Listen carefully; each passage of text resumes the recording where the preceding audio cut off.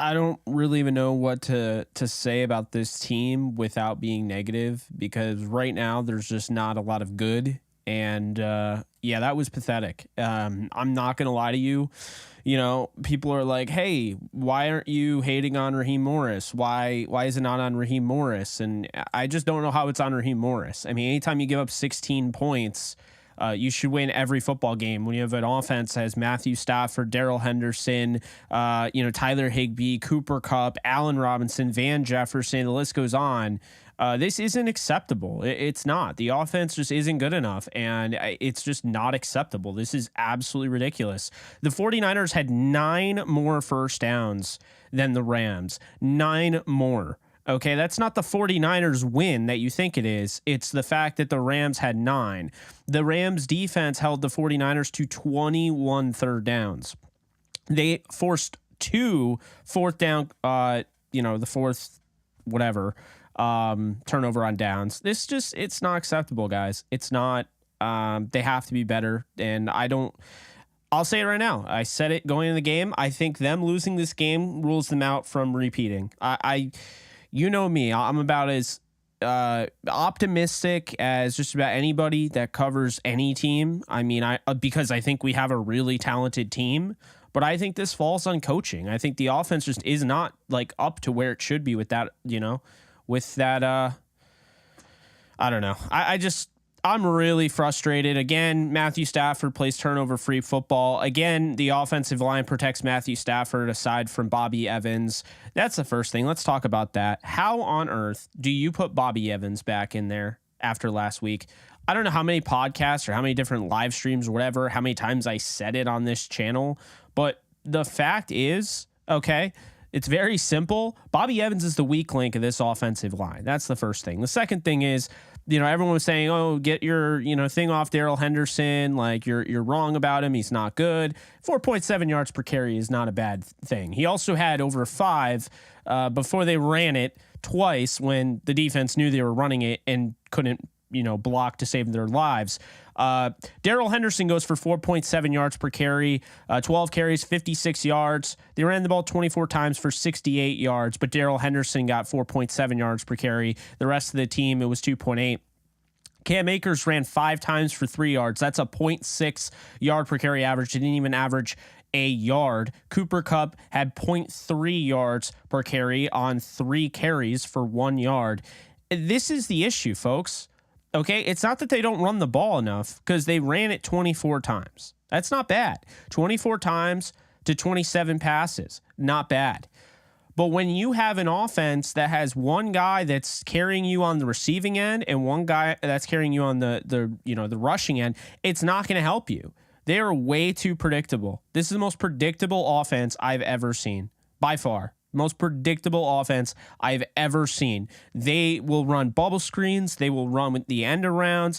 They are predictable as all hell. And at some point, I love Sean McVay. I can't stress that enough. And no, I'm not going to say he should be fired, because that's ludicrous. We'll be lucky if, this team has him for 5 years.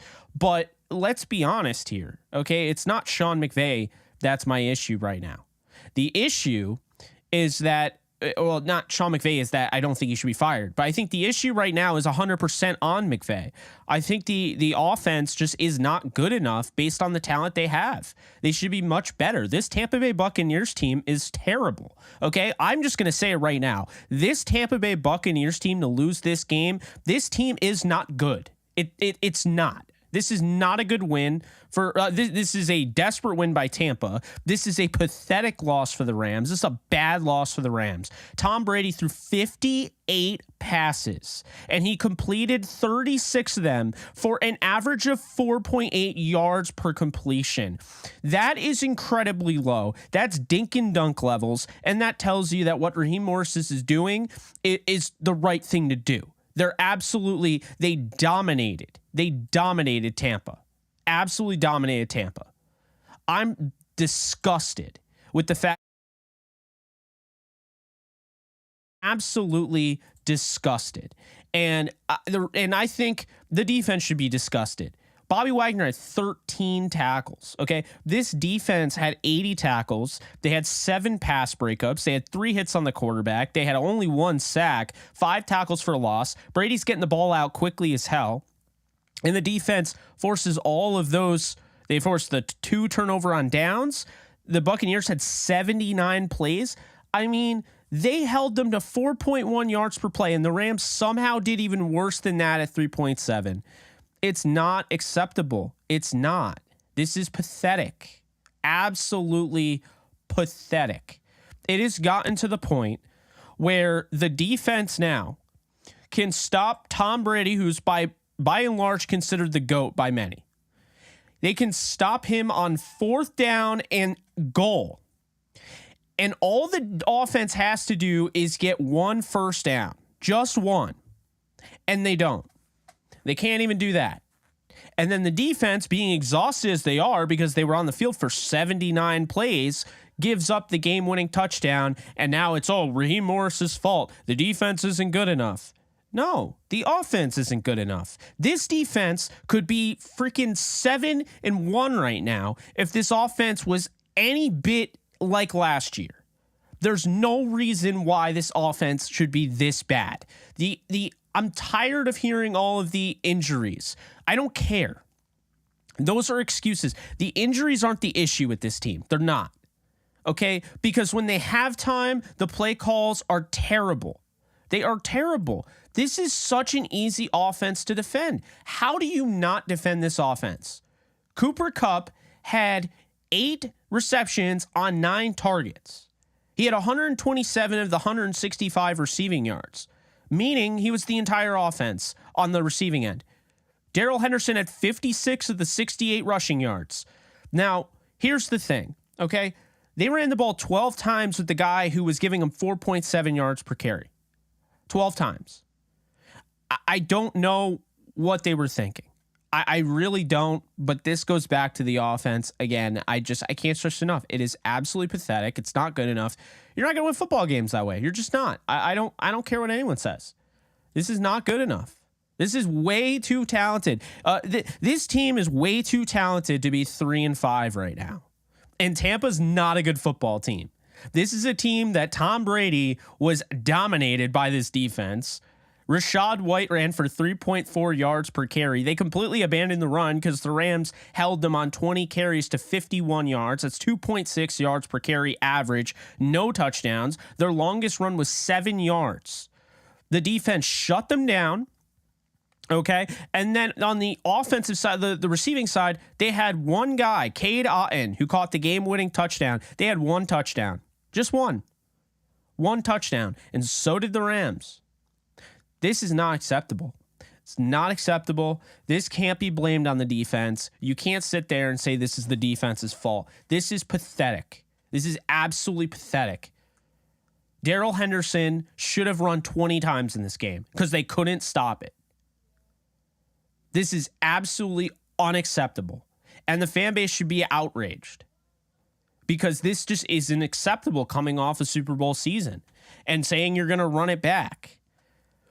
I mean, think about how much money you had to renegotiate Aaron Donald's deal. You gave him all that money. You miss out on Von Miller. You give that money to a wide receiver who in this game, in their biggest game of the year, because this is the fork in the road, folks. They needed this game. I'm not saying their season's over. They got 9 games, but now it's very marginal. They need to go 9-8 at least to have a shot at the playoffs. But I'm sorry, guys. Look, they needed this game. They're a better team. They should have won by 3 possessions. This offense was pathetic. And it was not because of the talent. The coaching staff is not putting them in position to succeed. The only people that are being put in position to succeed are Darrell Henderson at the moment in this game, and he's not even getting put entirely in a position to succeed. Darrell Henderson in this game and Cooper Kupp. And Darrell Henderson, this is the first game where they actually put him in a good position, and they still, but this is what I'm talking about, okay? This is insane. Like, Matthew Stafford, 13 of 27 for 165 yards. On 3rd and whatever, they're taking bombs down the field. That's not Stafford. That's them wanting to take that shot. Instead of just picking up the 3rd and 3, hey, let's throw a bomb over Van Jefferson's head. This is just unacceptable. This is unacceptable, and we're going to hear the same excuses. And I can love this team, and I can cover this team, and I can try to be professional, but I also need to critique this team. Because I'm seeing way too many people saying, this is Raheem Morris's defense. What do you want from Raheem Morris's defense? If 16 points isn't enough to win a game with this offense, then I hate to break it to you, but you're not winning many games the rest of the year. 16 points was totally fine. 9 points was fine. The Rams, essentially their defense pitched a shutout going into the 9th inning, and they gave up the walk-off home run because guess what? The offense couldn't do anything all game long. They had an explosive touchdown. Once again, what is different between this game and the Dallas Cowboys game? Tom Brady threw 280 yards instead of 100 like Cooper Rush, but Tom Brady was pedestrian at best in this game. He threw 1 touchdown. He had a 79.7 completion. He had a 79.7 passer rating despite the fact that he didn't turn the ball over. What does that tell you? He was not good in this game. Okay, you gave up 16 points.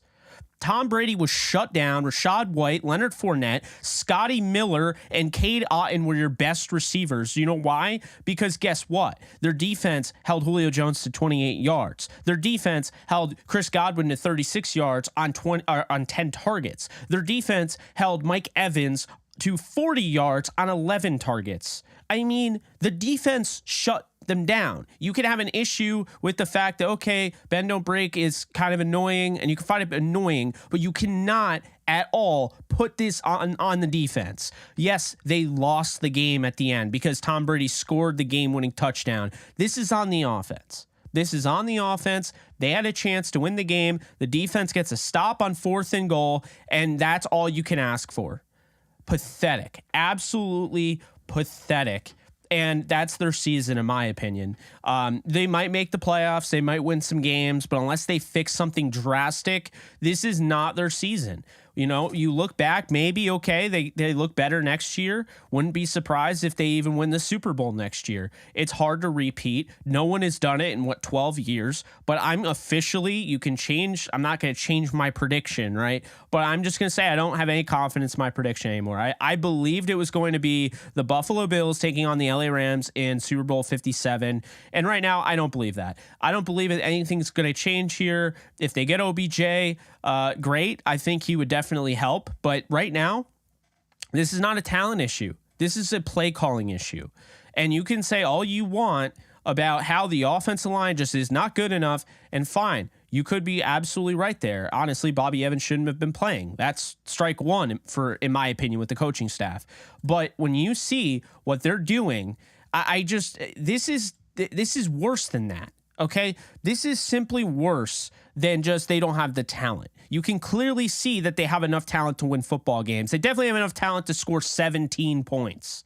Okay, they couldn't even score 17 points. I don't care about the pass rush. I don't care about the touchdown at the end. The defense gave you every opportunity to win this game. They dominated. They pitched a shutout until the last batter of the game because this team has no offensive presence because they have all the talent in the world, but they do not have the coaching right now or the scheming or the play calling to put these guys in position to succeed. It's that simple. They throw way too many bubble screens. They're very easy to read. On 3rd and 5, they're throwing deep down the field instead of trying to get the first down. It's just ridiculous, man. It's just ridiculous. It's the play calling, man. I can't stress this enough. It is on the play calling. The offensive play calling is not good. It's just not good. It's not acceptable. I mean, now I'm just talking in circles, but I mean, those are the facts. You can say the defense is this and that all you want, but the defense isn't the reason they lost this game. But as I'm done rambling for a sec, I just want to remind everyone to be sure to subscribe. I'll be posting all sorts of Rams content, as well as I also cover the Jets. Be sure to subscribe if you're interested in that, and be sure to hit the like button. If you haven't done that, please hit the like button, thumbs up button. It'll push more people this way. YouTube will recommend this. We have 46, but we have over 400 people in here. Appreciate that, by the way. So please be sure to hit that thumbs up button. I know I sound negative right now. Trust me, it'll be a little bit different on Monday, probably. I'm still really pissed off. And I think this negates everything I was saying, how, they found something in that 49er game. And this isn't acceptable. You have to be able to win this football game. You have to get it done. And they had every opportunity because, honestly, like I said, I don't think Tampa's a good football team. Tom Brady is not Tom Brady of last year. And at the end of the day, they had every opportunity to win this game because they dominated this game. Despite having a pathetic offense, they dominated this game. They should have literally won by 3 possessions, and instead they lose this game by 3. That is just not acceptable. I can't even believe we're talking about this loss. And I can't believe I can't believe because I knew this was going to happen. You could see it. This is one of those games where you're the Tampa Bay Buccaneers. And this is when, you go back to the St. Louis days, right? When Jeff Fisher would steal a game and you'd be like, man, I don't know how we won this game, but I'm glad we did because we don't win many of these. Because Tampa wasn't a good football team today, okay? And I felt like it was very much like the St. Louis Rams, just couldn't get anything going, dink and dunk, getting absolutely dominated, and then they get something together at the end. And then maybe, that's basically the Rams just played like a Jeff Fisher, team, essentially. And I just think, that's really what it comes down to. That's really it. I think at some point there has to be a move made. If you are, I don't know how you lowball OBJ at this point. Even though you're the problem, excuse me. Man, I love sneezing live on air. That's awesome. I hate it about as much as anything. Guys, be sure to get those likes up, thumbs up. We're at 74, over 400 people. Numbers don't add up. Takes 2 seconds. Please do that. Really does help me out. I'm going to read all of your donations because I already see a few of them that I missed, so I appreciate that. Sorry I missed. Nathan, I called it in Discord that they would target DK for the DPI. I saw it earlier in the game. I was confident they would do the same in the end. Yeah, I thought the call was, BS, if I'm being honest. I thought it was just another, Josh Allen, Tyler Kroft type deal, or Gabe Davis was the, I just felt like it was the Bills game all over again, at the end of that. I'm done watching the Rams this season. Oh, I'm sorry. It's not even showing up. I don't know why it's not showing up. Why are my comments showing up? What the hell? Well, anyway, this was your comment, Nathan. So I want to give a shout out to you, obviously. Thank you for donating. Appreciate you. And then I'm done watching the Rams this year. The season is over. No sense in stressing about it anymore. Just glad we won the Super Bowl. I won't miss a Rams game as long as I live. So I can't agree with you there and that I'll join you on that, but I understand your frustration for sure. And I appreciate you donating. Nathan, thanks again for another donation. Appreciate you. I don't know. It's just very frustrating. This is one of those games where, your fandom is definitely tested because, as of right now, I'm so pissed. Do I want to talk about this team 5 times next week for a living? No, I really don't. But, it does present an opportunity to be able to go through what they truly, what they need to work on and what we can talk about. But it is absolutely frustrating. I can't even tell you how hard it is to go on camera after your team lost. You don't have any time to process anything that happened. And you have to also keep a filter. You can't just go crazy with the obscenities and everything. But yeah, I'm pretty, freaking pissed off. And I think literally every fan base should be. I think, McVay's play calling is just not good enough. I don't know how much Cohen has to do with it. I don't know how much Kevin O'Connell had to do with maybe he was, helping Sean McVay. It makes you wonder, but I think Sean McVay is absolutely one of the best coaches in football. And I think this year's just been really tough for him. And I think, we're getting to the point where we're going to need a primary play caller because I don't think he knows how to manage the run game correctly. I've said that for years, and I believe it to this day. When you have that, you have that production coming out of Darrell Henderson in the run game, I'm not worried about trying to, I'm not worried necessarily about trying to keep him healthy, right? I don't care about his workload. I'm trying to win the game. So, if they're like, well, we didn't want to use Henderson because we're trying to keep him healthy, nonsense. I want him winning this game for us if he has to. And you know, he ran hard. He ran well. I see a bunch of Niners fans who don't have any life that are in my DMs blowing it up. I literally cannot imagine having less of a life than that. Wow, you are pathetic. I'm looking at it right now. I'm like, wow, you're really in my DMs, bro. Oh, man. I just saw my Twitter DMs were lighting up. It's a bunch of Niners fans who need to actually get a life. Not the Niners fans that support this channel, the Niners fans I agree with, but the Niners fans that are literally in my mentions right now in my my DMs. Like, seriously, find something better to do. I'll tell you right now, you should go see Smile. It's a pretty damn good, you know, I have never seen it, but I'm definitely looking forward to seeing it. You should go do something. Maybe play the new Modern Warfare 2. I don't know. I just played it last night. This really hurts. We needed this game. It's over this season. It doesn't get any easier. I agree. I mean, it is going to get harder. I do think this game, you know, upcoming, they should win. It's going up against the Arizona Cardinals. I mean, they should win this game. The Cardinals did lose today, so they're 3-6. So, I mean, this is the game where if the Rams beat the Cardinals, you completely put them out. I mean, that would be the end of their season, I would have to imagine. I wouldn't feel comfortable about them, you know, coming back from that. So they'd be 3-7 at that point. They're 1-4 at home. Yeah. They have the Cardinals next, and then they have the Saints. I mean, the Rams could easily be 5-5, right? They could be 5-5 after this these two games. But the problem is the Rams are going to have to get comfortable being below 500 with the way they play, because if this offense does not get better play calling tomorrow, they're done. You know, I think at the end of the day, you know, you play against the Cardinals next week. You beat the Cardinals, you're 4-5. You beat the Saints, you're 5-5. Then you go to Arrowhead, you know, November 27th. I mean, you win that game, you're 6-5. The whole season, the outlook should be different after that. If they win the next 3 games, I'll change my tune, because I don't think the Raiders are good. I don't think the Broncos are good. The Chargers are probably the worst, 5-3 team I've seen this year. Seattle, they can beat twice, you know, and then the Packers look terrible. So, I mean, every team they play from here on out is beatable. Seattle's probably the best team they play after the Chiefs, if I'm being honest. So that's interesting. Okay. But here's the thing. All right. If the Rams win the next 2 games, they go 5-5 and then lose to the Chiefs 5-6. They still have the Seahawks, the Raiders, the Packers, the Broncos, the Chargers, the Seahawks. They can only lose 2 more games after that at minimum to have a chance. I'm not even saying they'll make the playoffs at 9-8, but they have put themselves in a, you know, they put themselves in a bad spot. They really have, you know. And by the way, they couldn't lose 2 games at minimum. Or 2 games, not 3 games. So if they lose to the Chiefs, they can only lose 2 games the rest of the year. So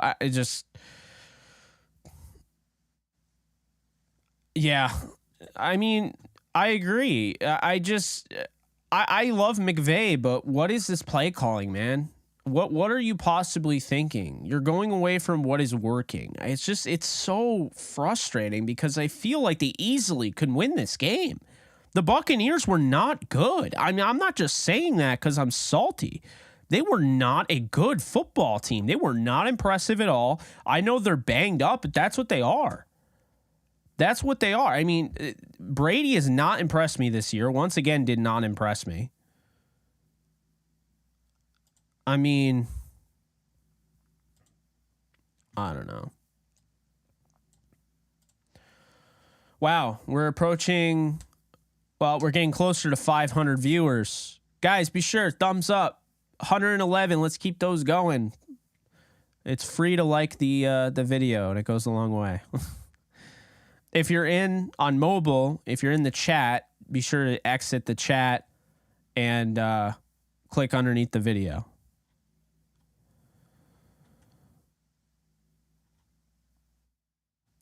I really am curious to know how much, like, equity Liam Cohen has in this offense, because I don't know. But somehow that loss last week wasn't anywhere near as bad as this one. This loss is the epitome of why the play calling is the problem.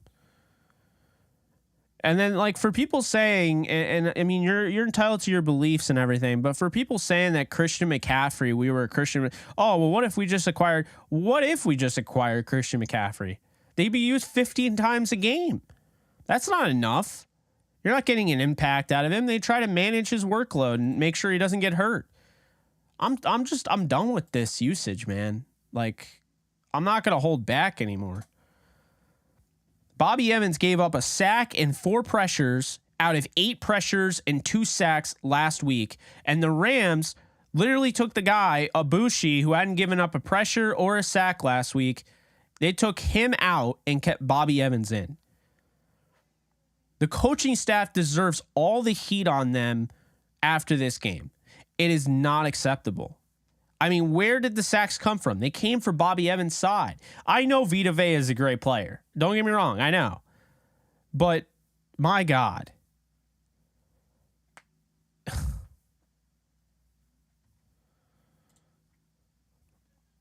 It's so dumb.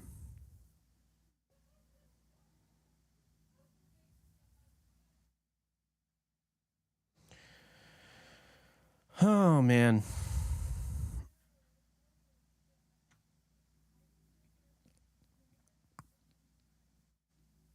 It's so there's so many things I want to say, and yet I feel like I've already said them because it's a repeat. Christian McCaffrey, Derrick Henry. Derrick Henry would have 60 rushing yards on 10 carries in this offense, and they'd be like, nope, we're done using him. We want to be a pass-happy team. Just because you have Matthew Stafford, who is a huge upgrade over Jared Goff, who you had last year or the year before, doesn't mean you have to treat him like you're never like this is how they use Matthew Stafford. Okay. They literally use Matthew Stafford like they have, it's like, you know, those double XP tokens on, multiplayer for Modern Warfare. He uses Matthew Stafford like he expires at midnight. So he's like throwing consistently all these passes and everything, and it's like they're not even good passes, they're not even good play calls or anything like that, but it's just an overuse of Matthew Stafford constantly being used when your run game is working. It's not working for everybody. You put out Cam Akers out there, he gets you 5 carries, 3 yards. It's not even a yard per carry. I mean, this will all be about how Tom Brady, Tom terrific this, Tom, Tom Brady was terrible the whole game. He wasn't good. And there were dropped interceptions, about 3 of them. If Matthew Stafford played like that, all hell would break loose. And I don't think Matthew Stafford was great. I don't. But I also think your best asset was Cooper Kupp and Darrell Henderson. And at the end of the game, you at least use Darrell Henderson, but why are you running right into a pile? Not even a creative run, just terrible, man. Just terrible. And then people are going to blame the defense. Oh, my God.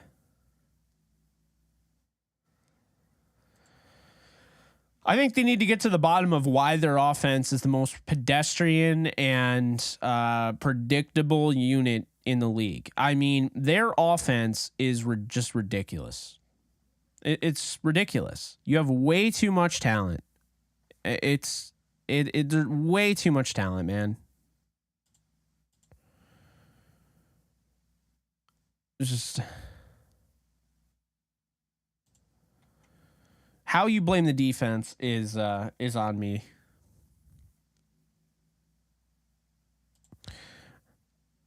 Here we are.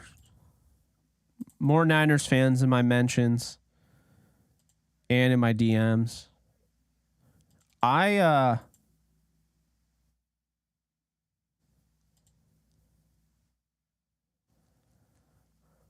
don't know. I'll post a link. Guys, be sure to hit the thumbs up. We have 164. We're almost at 500 people in here. I guess losing means more people join. I don't know. I'd prefer to win personally, but I appreciate everybody being in here to support. My God, this is depressing. I mean, there's just no other way to say it. But I don't even want to say it's depressing. How is it depressing? What is depressing about this? your first feeling about a game like this shouldn't be sadness, depression. It should be anger. They should have won by 3 scores. I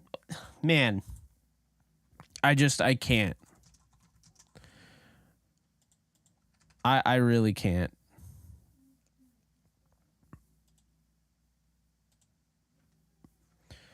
Yeah, it's infuriating. It's absolutely infuriating because they're not the better team. They didn't play well, and the offense was garbage. And you can say what you will about their defense. I'm not saying Tampa's defense was bad. I'm not saying that at all. But their offense is so predictable. Anybody could beat this offense. I mean, I don't know.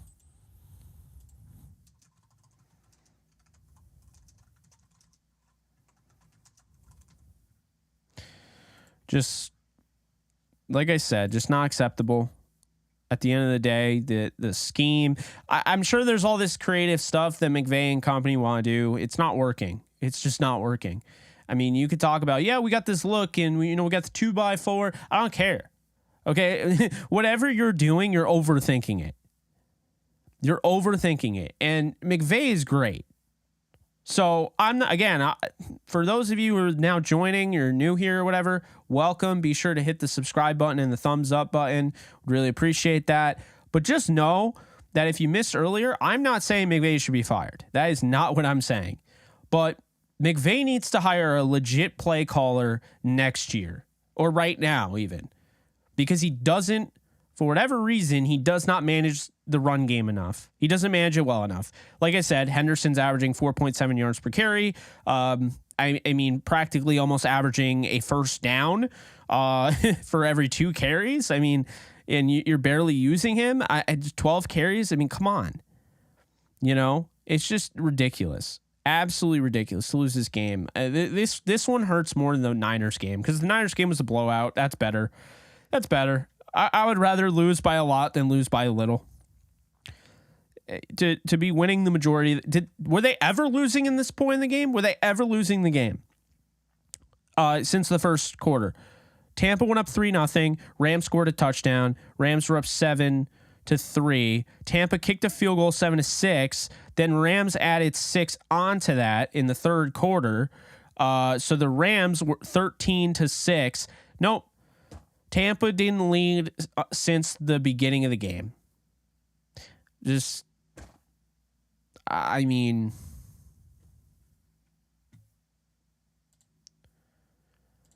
well, it's part of the scheme. It limits explosives, which is what the Rams wanted to do. And guess what? The Rams did it.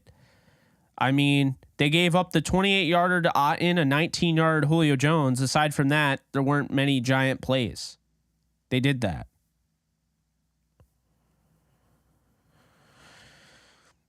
They supposedly have one.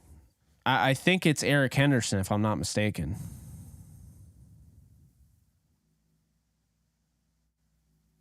I don't know, man. So frustrating.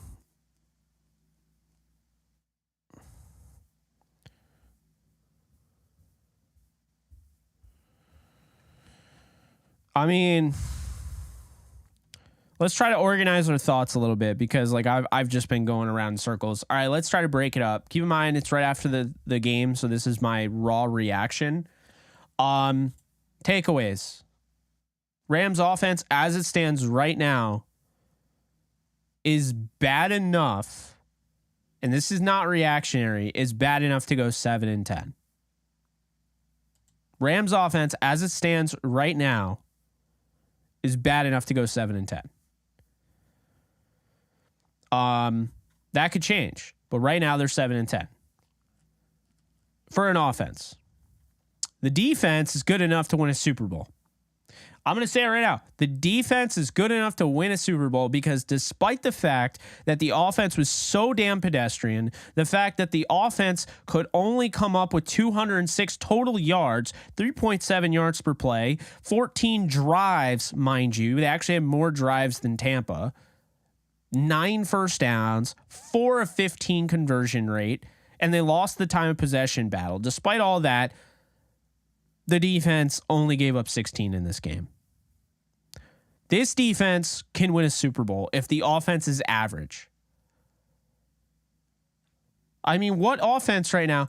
Look in the league. What offense right now is averaging 16.9 a game and going into the playoffs? Guys, this is awful. I mean, they're averaging 16.9 points per game. That was before this game too, so it's probably worse since they didn't score 16. Here are the worst offenses in the NFL. The Colts average 14.7. The Steelers average 15. The Broncos average 15.1. The Texans average 16.6. And the Rams average 16.9. The Green Bay Packers offense averages 17.1. The Commanders average 17.7. The Bucs average 18.3. Probably the most boring team in the NFL, but they continue to find ways to win. The Tennessee Titans average 18.9. The Carolina Panthers averaged 19.9. Everyone else in the league averages over 20. But let's be honest here. All you had to do was score 17. And the Rams do not average 17 points per game. They don't even average 17 points per game. They don't. By the way, this bend don't break defense going into this game was 7th in yards allowed per game. 7th. Bend don't break. Limiting explosives and limiting yards apparently because they give up a lot of yards, but apparently not a lot because 310.9 is 7th in the league. The rushing attack 7th in the league against the run. Rams defense is allowing 22.4 points per game. Now, that's not even entirely the defense's fault. That's where DVOA comes in. But for the most part, they're way too talented to be 3-5 right now. And to lose to that team of all teams. Man, the Bucs could not. They lost to the Panthers 21-7. They gave up over 220 yards of total rushing attack offense to the Ravens with their running back getting hurt, Kenyon Drake and Justice Hill. And this team abandoned the run. I can't.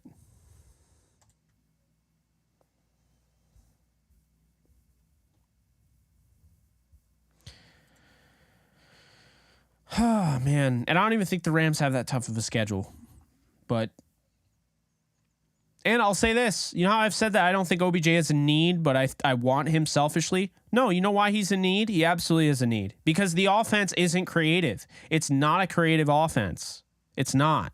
The creativity's gone. The predictability is high up in the air. The play calling isn't good enough. So maybe adding OBJ will just suddenly... They'll figure it out. They'll know how to call plays because this is just awful. This is awful. Van Jefferson, Allen Robinson, Cooper Kupp, Darrell Henderson, Tyler Higbee, and you barely get 200 yards of offense against the Bucs. A team that lost to the Detroit Lions 21-7. Not Detroit Lions, I'm sorry. Carolina Panthers.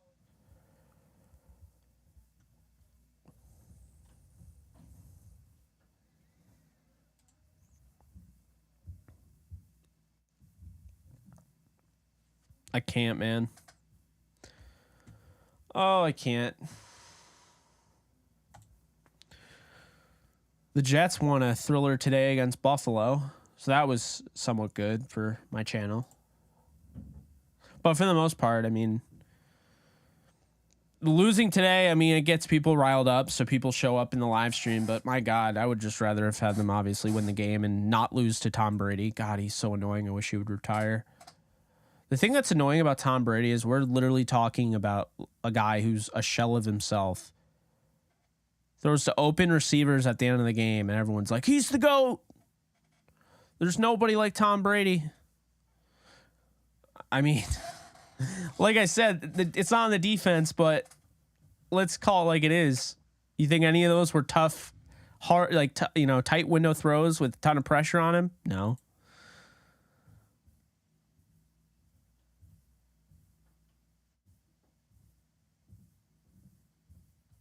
Just literally anyone. Yes, please hit the like if you can. Almost at 200 likes. 448 people in here. Appreciate you guys for being in here, by the way. Yeah.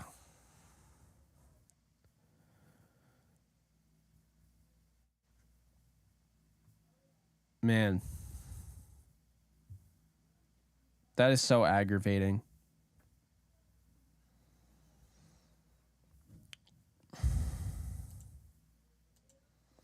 Thank you, Nathan. A YouTube that knows and sees all the nuance of the Rams. Been waiting a long time. I feel like a friend. Thank you. I appreciate that. I mean, I try. I try to keep up with everything. And, God, it gets so painful when you watch this team because they have the talent. But, I mean, this play calling is atrocious. It just really is. And I mean, until people start pushing that on McVay and whatnot, and he changes it, it's not gonna change. I mean, it's just not acceptable. It's really not.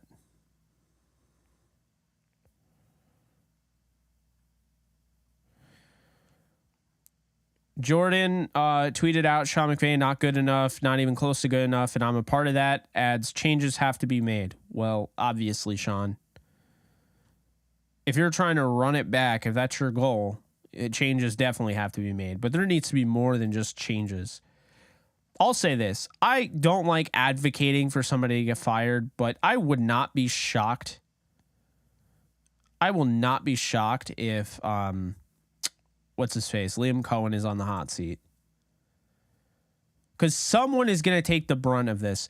If they lose to the Cardinals next week and go 3-6, that's the end of the season, I think. I think they're truly done. That is absolutely it.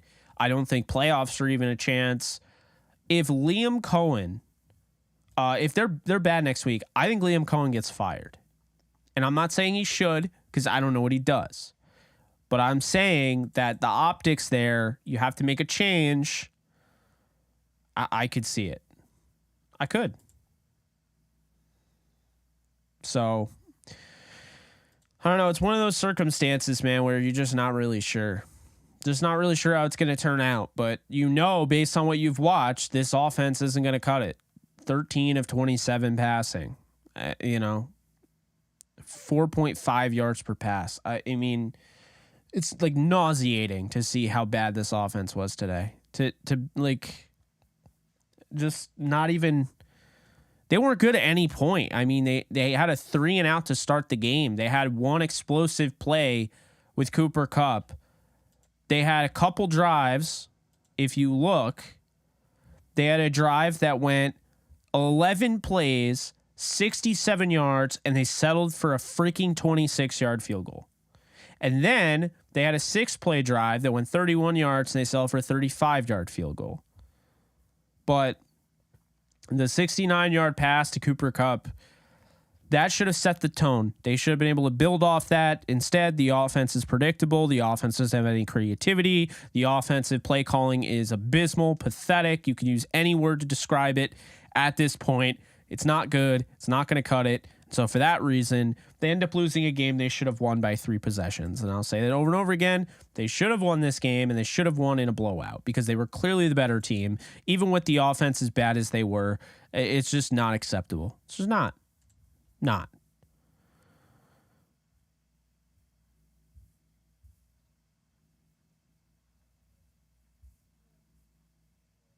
And I think the fans they're like, we're owed, an explanation about, like, why was Bobby Evans playing? Can some reporter, and I haven't seen it yet, to be fair, I haven't seen the presser. Can some reporter, if they haven't already, ask Sean McVay what possessed him to start Bobby Evans at left guard?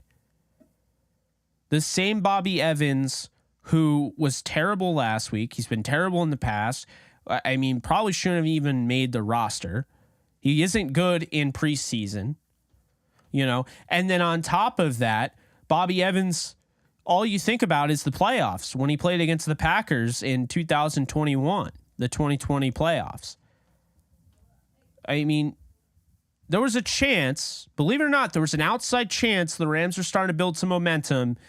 There was an outside chance the Rams could have come back and won that game against the Packers in Lambeau in the playoffs, divisional round. But Bobby Evans was so bad at the end of that game, Jared Goff had no time to throw. And then on top of that, Bobby Evans was benched for years after that. He was benched all last year, did not play. Then this year he's getting in. You could say there's a lot of injuries. I mean, Chandler Brewer played today. I thought he was pretty solid.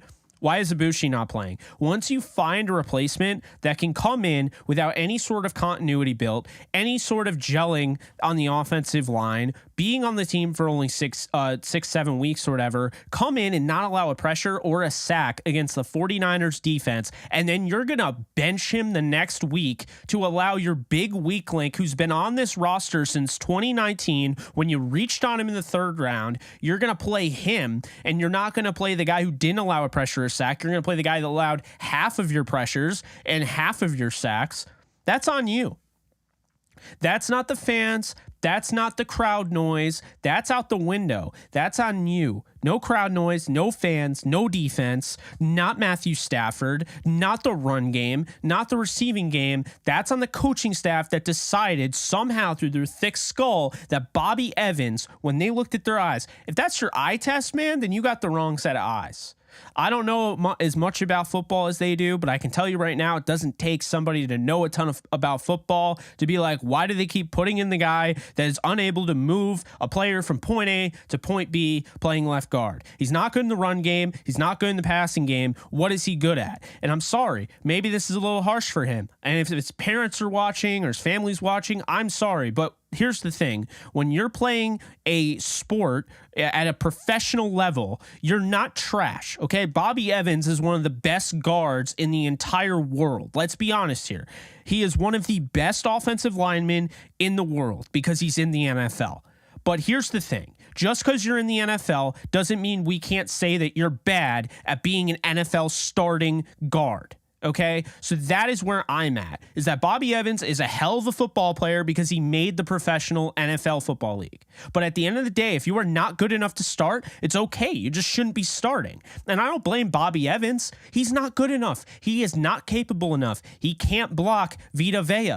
Okay, but they continue to put him out there. That's on the coaching staff. What's Bobby Evans going to do? Is he going to say, you know what, coach, I'm not good enough. I don't want to play anymore. Get me out. No, it's up to the coaching staff to be like, all right, Bobby, you know what? We went over the film. We saw you gave up all these pressures. We don't like the way you look. Let's work on it, but we're going to take you out of the starting lineup for the time being and give Matt Skura, a veteran who started a lot of games in this league, a chance. Or we're going to give the guy who started a lot of games over in, LA with the Chargers, Ibushi, a chance since he played, real well last week. But either way, the conversation should have been, hey, Bobby, you didn't play well enough last week. We can work on getting you back in the lineup if you continue to show up in practice and show us what you can do. There's always an opportunity in this league. People go down, so you're not done. But right now, we can't afford to have you in our starting lineup. It's not that hard. That should have been done. They gave him more of an opportunity than they give some other guys, and it is just not acceptable. And when you look at the offense, there are a lot of things wrong with it. It all starts with the coaching staff. You can talk about the coaching staff's desire to start Bobby Evans, to bench Ode Ibushi, to even if you want to keep Bobby Evans. I'll even give you that excuse. If you want to keep Bobby Evans in there, here's your argument about why you keep Bobby Evans in there. You ready for this? Because it's the first time all year that the Rams would have started the same five on the offensive line. That was the only argument that you keep Bobby Evans in. But when you took out Ode Ibushi and you put in Chandler Brewer, and it's great, by the way, Chandler Brewer wasn't bad. Now you know that he can play. But when you put in Chandler Brewer, it literally ended all argument to play Bobby Evans. The only argument he had is that there's continuity built. We want to see them in week 2 playing all together. But if you are not all 5 of you playing and now you're breaking it up, then there's no need for the weakest link to be on that offensive line in week 9. No excuse. It just, if you're a fan, you should be furious, because this defense, which I see a lot of people are still blaming, only gave up 16. The offense was pedestrian, but it didn't have to be. It didn't have to be. We can talk about miscues. We can talk about Van Jefferson's drop, right? We can talk about things like that. But why aren't we also talking about the fact that the play calling just isn't acceptable? It hasn't been acceptable all year. It's not good enough. They've had opportunities. The defense gave them all those turnovers against Josh Allen and the freaking Bills, and they're in that game, one possession game going in the fourth quarter, and what happens? They end up getting blown out because the offense can't do anything. And then they go and they play well against the Falcons. Defense has a hard time, and they can't even close that game out. The offense, it was a tale of two halves. The offense showed up in the first half, didn't show up in the second half, right? You look at the Arizona Cardinals. That game, that was a 20-12 game because Cam Akers fumbles at the goal line. But regardless of that, you can't even blame it all on Cam Akers because the offense only put up 20 points despite the fact the defense held this team on 81 plays run to 12 points. How is that any different what they did against Arizona than what Tampa did today, or what they did against Tampa today? The defense balled out. Okay, they gave up one touchdown. That was it.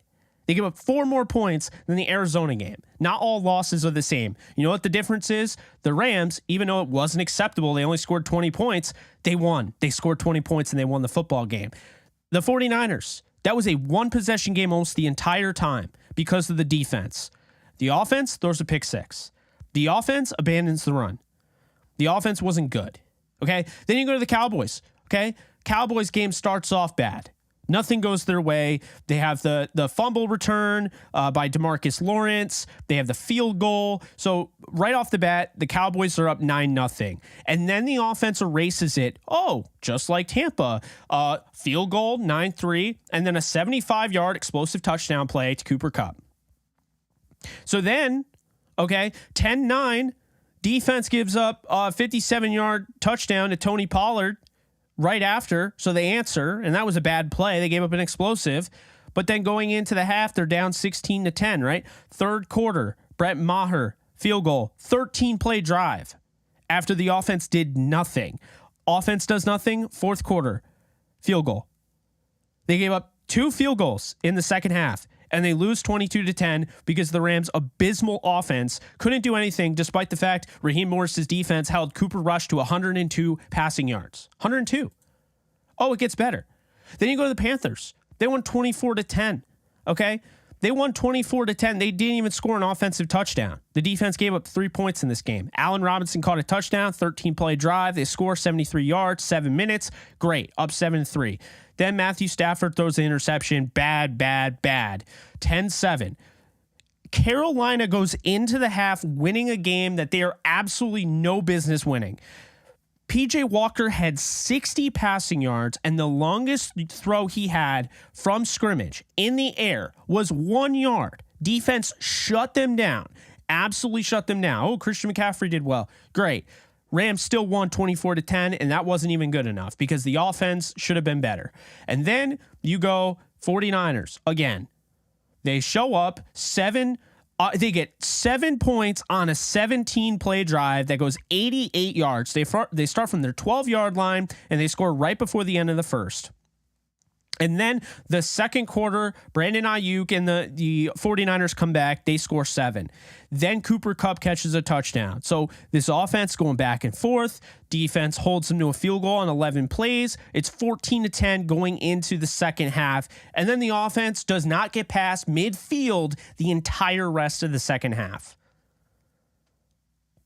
Not acceptable. Not acceptable. This Buccaneers game...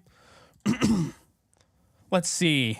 This is the Rams offense. Ready? Punt, touchdown, punt, end of half, field goal, punt, field goal, punt, end of game.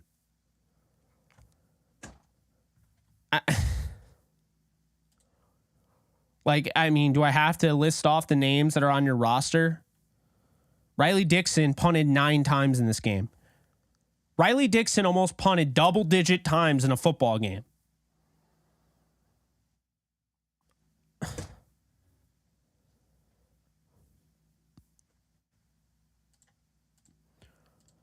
Yeah, he dropped a touchdown. Okay. I mean, Van Jefferson dropped a pass on offense. There are drops.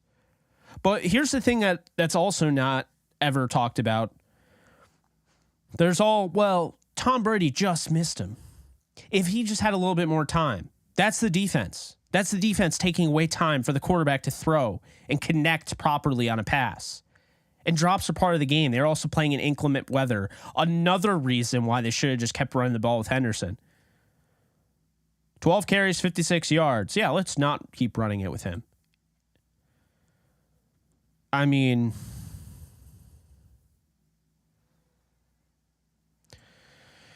Matthew, thank you so much. That really hits home. I really appreciate that. Preach it. I won't call players certain adjectives, but Bobby Evans may as well be a spectator. I appreciate Sean McVay, but sometimes you just got to play smash mouth and guilt with shiny stuff. Just my humble opinion. I agree with you. I mean, this is a team that just gave up over 200 yards on the ground against the Ravens. They made Dante Foreman look like one of the best running backs in football. And the Rams could only muster 68 yards, in which they got 56 of them from one guy and stopped using him. I mean, at what point do you just clearly go, okay, you know what? Henderson is the best running back on this team. Jake, you were right.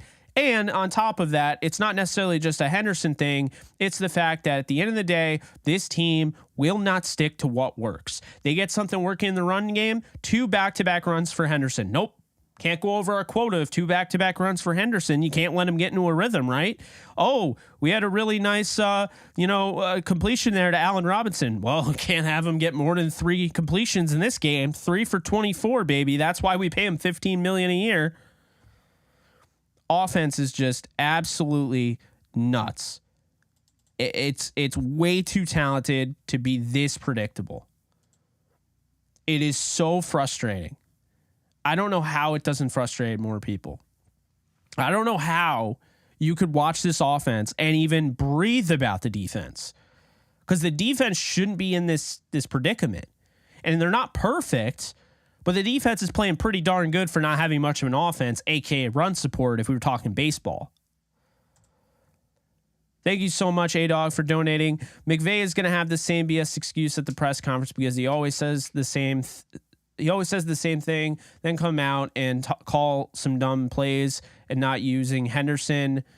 Henderson was running good. Yeah, I agree. I absolutely agree. I mean, again, I'm not trying to trash Sean McVay, but I mean, let's just look at the facts here. There's no reason why the Rams should have lost this game and why they shouldn't have blown them out. They were the better team. The defense was dominant. Yeah, Tampa came out. They had a little bit of a fire under them, and it led to a field goal at the freaking 20-yard field goal, okay? They got a 20-yard field goal. That is a defensive win. Everyone's getting on the defense for allowing points. That's a defensive win right there. They went 12 plays, 6.5 minutes, and they got a 20-yard field goal. The Rams came out, and then the second quarter, after not scoring in the first, they're like, you know what? Here's an explosive play, Cooper Kupp, 69 yards. You're in a really good spot there. You don't get the ball in the second half because they deferred, so you needed that touchdown. Then the defense holds the Bucs to another field goal, 7-6 going into the half. So now the Bucs are in a good position because they kicked a field goal and have the ball coming out of the second half. But the defense nullifies it entirely because guess what? Okay, here's the play-by-play. Field goal. All right, this is Tampa. Field goal, punt, punt, punt, blocked field goal, punt, punt, downs, punt, field goal, downs, touchdown. At some point or another, you have to lift up your defense. That's what I'm getting at. You want to see them make the play at the end, but I mean, they did everything they could. You don't think this defense did everything they could at the end? I mean, they came down, they made a play. They broke up what looked like the game. And the Rams offense couldn't get one first down. They were so worried about keeping the ball in bounds, running out the clock, that they weren't worried enough about getting the first down, and they weren't worried enough about punting the ball back. I said it. I said, I don't know what more you can do because the offense has no confidence. Sean McVay had no confidence in his offense to get 10 yards. And he had more confidence in the defense to stop Brady again. That's all you need to know. Jalen, thank you so much for donating.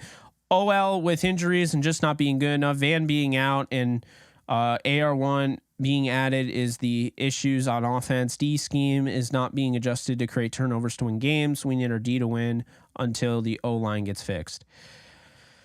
At this point, I just think, and I appreciate you donating, Jalen. At this point, I just think that there's way more than just the O-line is just banged up. I'm really tired of not you, but just in general, I'm just tired of the injury excuses, you know? I'm really tired of them. I mean, you got way too much talent to not, it's just not acceptable, you know? At the end of the day, it's just not. Keep using words like disgusted, unacceptable, pathetic, and that's really what we're at. I mean, yes, don't get me wrong, that last drive was incredibly annoying.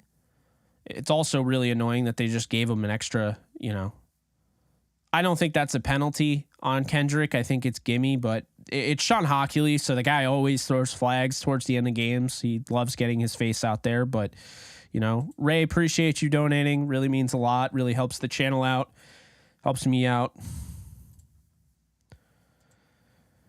Thank you so much, Tenny. Really appreciate the kind words.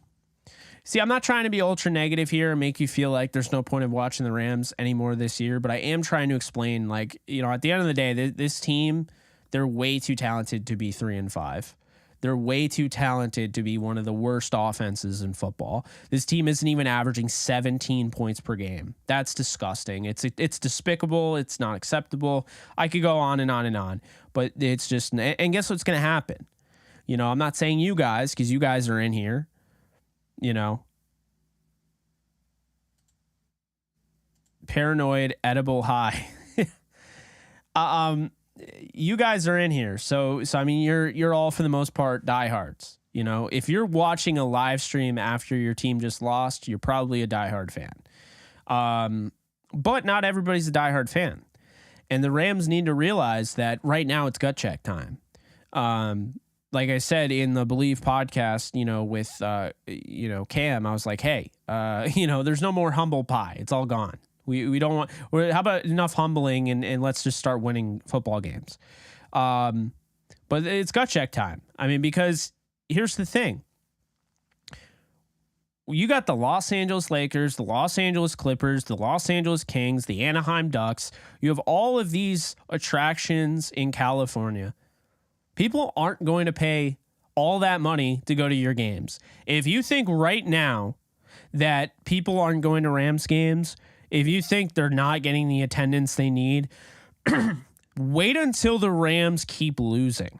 This is gut check time. If they want that home crowd, they're going to have to earn it. Because right now, I know they're a team that just won the Super Bowl, but this isn't acceptable. It's not. It's just not. I mean...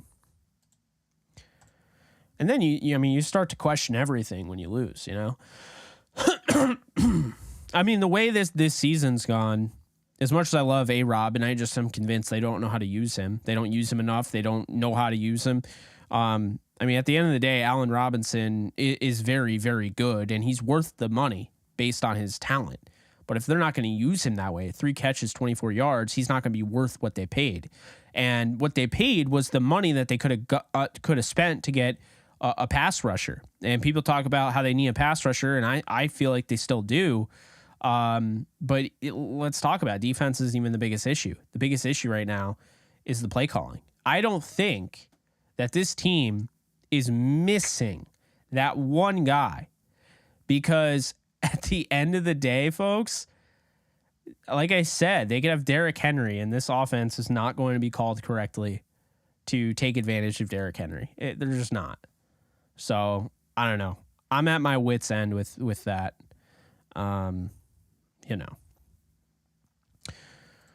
it seems like McVay didn't trust the offense at the end, so he elected to run the ball and count on a tired defense to win the game. And the only thing we had to do was get 1 first down. That's exactly what happened. A-Dog.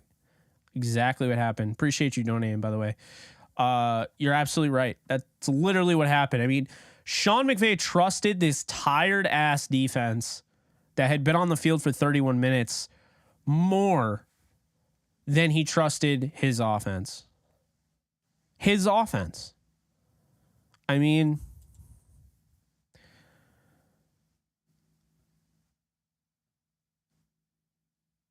it's just gotten to that point.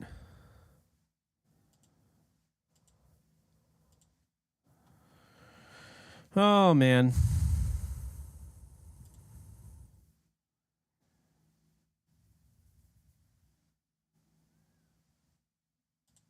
More 49ers in my mentions. My God.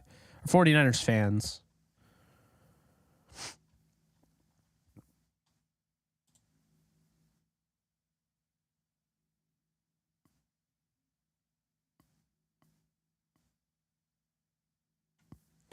Jordan Rodriguez tweeted, 8 of 12 Rams possessions, not counting kneel down or kickoff, resulted in a 3-and-out on Sunday.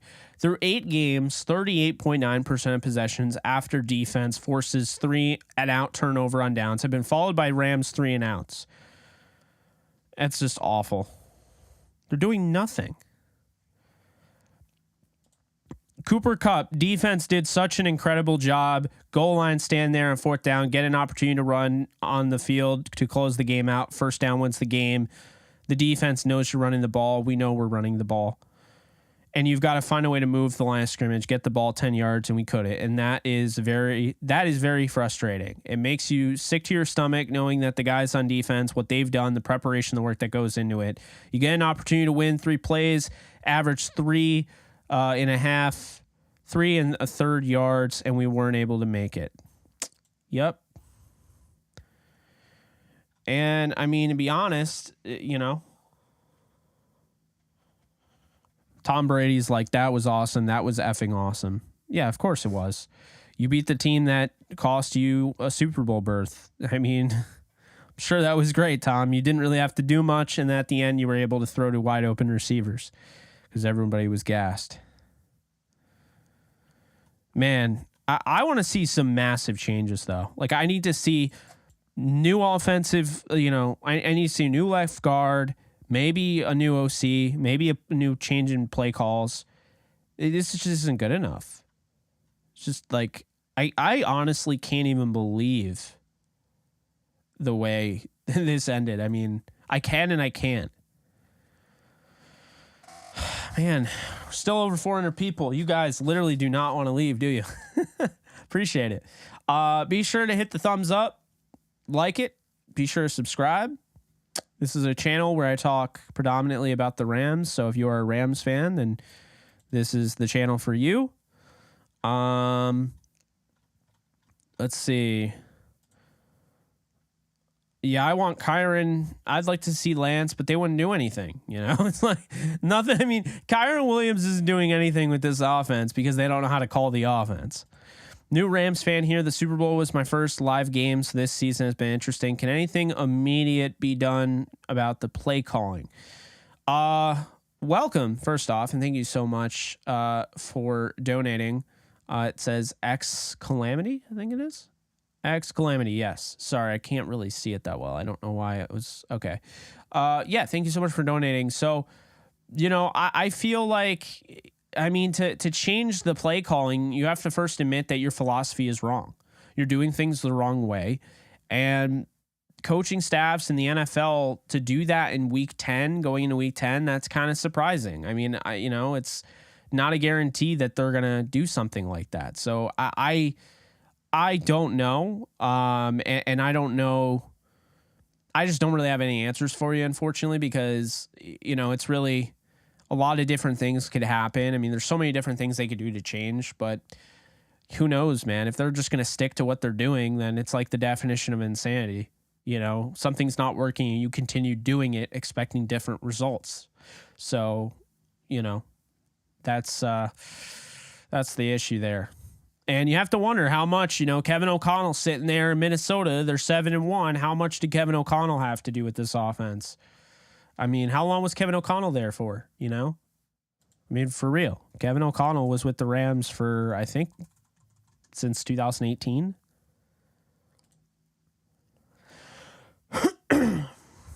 Kevin O'Connell was with the Rams from 2020 to 2021. Okay, he wasn't there that long. But they won the Super Bowl with him.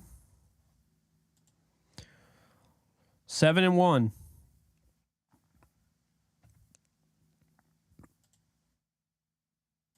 What's up, Trevor? Hey, I told you, Trevor. I told you the Vikings were going to be good this year. I think I had them winning 14 games.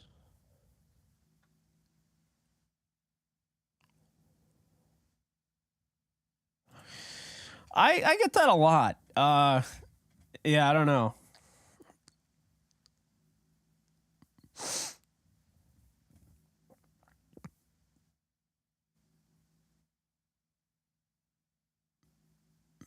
Yep, that sounds about right. Everyone will make it about Brady, about why they won, but let's be honest, they won because the defense was exhausted. Jimmy Garoppolo would have won this game. Jared Goff would have won this. I mean, it's basically throw when there's no pressure because they have to get the ball out quickly and they're playing off. They're playing prevent at that point. So they're playing prevent defense. They're exhausted and there's no pressure. So it's throw without pressure and throw to wide open guys. There you go. It's not just Tom Brady. I mean, if the roles are reversed, Stafford wins this game too. So, you know, this is what happens when your offense, completely milks the game for you and your defense is screwed. I am not making excuses. Calling them pathetic, saying they're not good enough, saying the coaching staff wasn't good enough, the offense was pedestrian, that's not an excuse.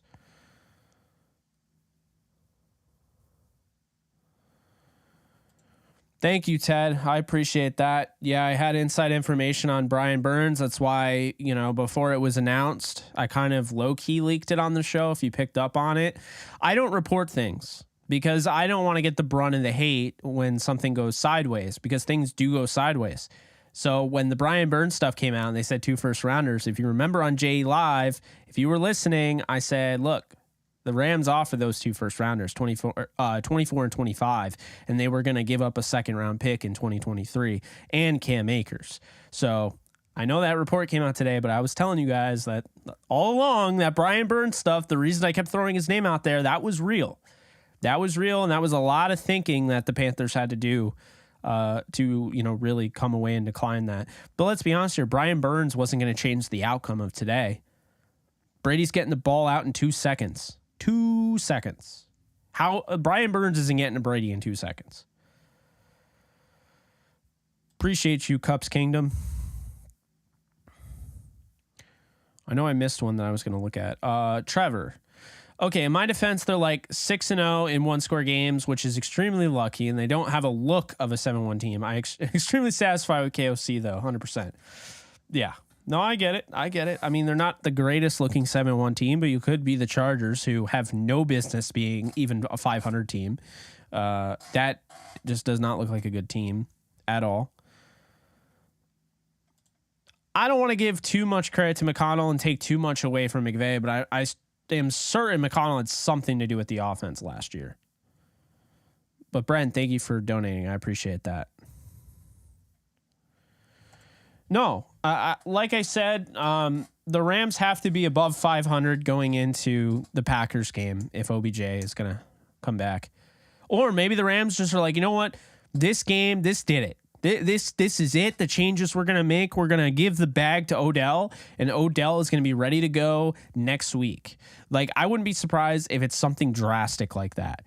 You want to get this fan base going. You want to get them pumped up. Bring Odell Beckham Jr. back into Los Angeles. If you pull that deal off, I shouldn't say even I, because normally I am more of the optimistic fan and analyst, but either way, if they were to bring OBJ back, I would feel pretty good about the direction of the team, because that's at least admitting, okay, what we're doing right now is not working.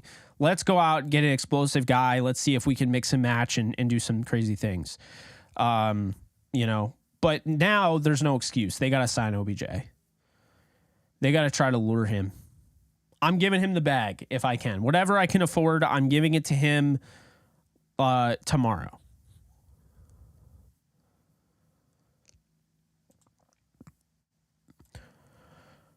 Well, it's not the defense though, because Tom Brady has been, ask anybody, Tom Brady has been doing that since the dawn of time.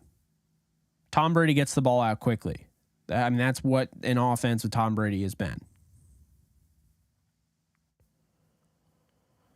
It's not the soft shell though, because you watch Tom Brady in any game, and as long as he has, somewhat decent protection, he can get rid of the ball in 2 seconds.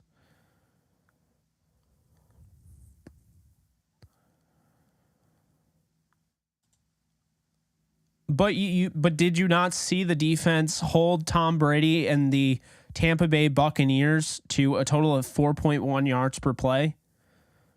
And the fact they held them to 16 points? I understand being upset about the defense, but you have to understand that it's not the defense's job to hold a team to 0 points. You want to, but you have to at least get some offensive play, especially the talent they have. There's no excuse. Different quarterbacks. Stafford's not the quick trigger guy. He's the guy that's going to, try to improvise, make things happen. He's a creator. Tom Brady's not really a creator, so to speak. He can, but that's not his bread and butter. He likes to be, locked in the pocket, looking around very quickly, get that ball out quickly. Stafford looks around, kind of hops a little bit in the pocket, looks, surveys, tries to, maybe uses different arm angles and stuff. But yeah. Let's see if we get to 300 likes. We're at 260. Let's get those thumbs up, a like button. It's not in the comments, but in the below the video. If you're on YouTube, I'm assuming you're on YouTube, but if you're on the YouTube app, if you're on YouTube on desktop, it's really simple. But if you're on YouTube app, then you have to back out of the comment section, the live chat. Just hit the X and then get out of it, and then click, the like button. 390 people still here. We've been streaming. I mean, we've consistently had over 400 people for over an hour, so it's been pretty awesome. There were several drops. Yes, there were. You're right there. If you told me before the season that I'd be turn the ball over Matthew Stafford in fantasy, I'd think you were crazy or on some sort of drugs, but now I'm really starting to over Stafford. Yeah, I mean, I started to over Stafford in my league, not because of Stafford. I think just the offense is, ordinary, and I even think that's giving it too much credit. I think it's pedestrian, and I think it all starts with the fact that they're not creative. They're very easy to telegraph, and they don't scare anybody, I wish I could talk NHL on that level. I don't know the game like that. I love NHL. I watch, plenty of hockey, and I have good teams this year. I mean, Vegas looks really good after missing the Cup playoffs, and the Devils are first in the, Metropolitan, but, I'm not analyst quality. I feel like I'd be stepping on toes,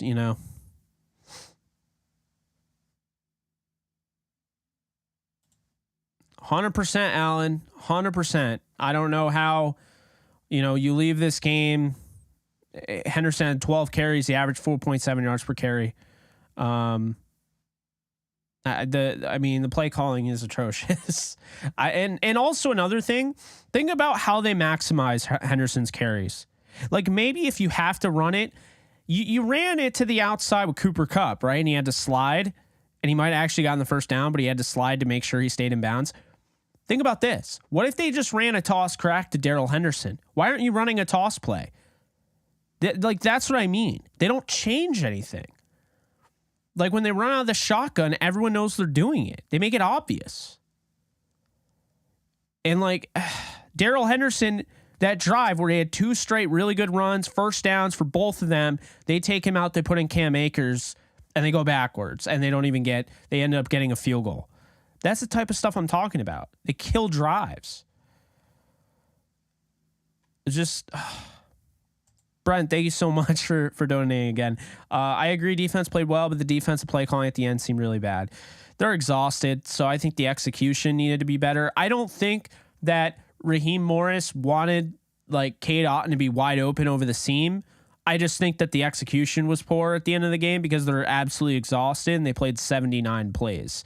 So that's kind of where I'm at on this. I don't think, I don't know. Let's go through some drives. So the Rams punt. This is a 3 and out. The Rams on 1st and 10. LA 27. You get a nice 29-yard return from Brandon Powell to start the game. Stafford throws an incomplete pass to Darrell Henderson. Probably has him if he throws it earlier, but he waits. It wasn't a designed, screen, which they don't run with wide receiver. They only run with wide receivers. Apparently, they never run designed screens for running backs. It's really frustrating. Incomplete short right to Darrell Henderson. And then the next play, they run with Henderson for 5 yards. And then the next play, they go to Tyler Higbee. It's a 3 and out. Wasn't even going to get the first down anyway. Didn't like the play call. So punt, whatever, 3 and out, goes about a minute. Then the Bucs go down the field, 12 plays. They're moving down the field at will, it seems like, and then the defense shuts them down at the 2-yard line, holds them to a 20-yard field goal. The Rams' next drive, defense just had a huge stop at the goal line, forced them a field goal, 3-0. They're down. Let's see how the offense responds. Matthew Stafford hits Van Jefferson for 20 yards, but Jefferson drops the ball. 2nd and 10, Matthew Stafford pass short right to Cooper Kupp. Out of bounds for 2 yards, and then 3rd and 8, Matthew Stafford is sacked. Tryon was offsides, so now it's 3rd and 3. Stafford connects to Allen Robinson for 4 yards. 1st and 10, LA 36. Stafford incomplete pass to Van, just throws it way over his head. Then second down, Stafford sacked for 9 yards. Vita Vea because Bobby Evans didn't even try to really block him. 3rd and 19, Stafford throws to Cooper Kupp for 6. They punt at the LA 33. Then the next drive, the defense gets a 3 and out. The next drive, the Rams come out. Cam Akers is in. He gets 1 yard. Stafford then throws an 8-yard pass to Cooper Kupp. Akers gets 2 on the next play. And then Matthew Stafford is incomplete. Akers got the first down. Stafford's incomplete to Skoranek. Then Stafford throws to Darrell Henderson. There's a defensive offsides, which makes it 2nd and 5. Akers runs for 2. It's 3rd and 3. Matthew Stafford's going to throw that crazy catch that Allen Robinson makes. And then 1st and 10, Cooper Kupp runs to the right end, -1 yard, and then they throw the pass over the top to a 69-yard touchdown to Cooper Kupp. So at that point, the momentum shifts. The Rams have it 7-3. Defense gets another 3 and out. So now it's the offense's turn.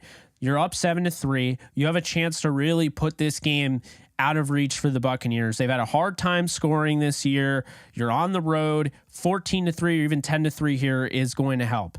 So what do? They come out, pass, then a pass, and then a pass, and then they punt. So they ran it once with Henderson on the first drive. They got 5 yards, and then they didn't run it with him until the second quarter, right? So Rams 3 and out. Then the Rams defense gets a 3 and out, still 7-3.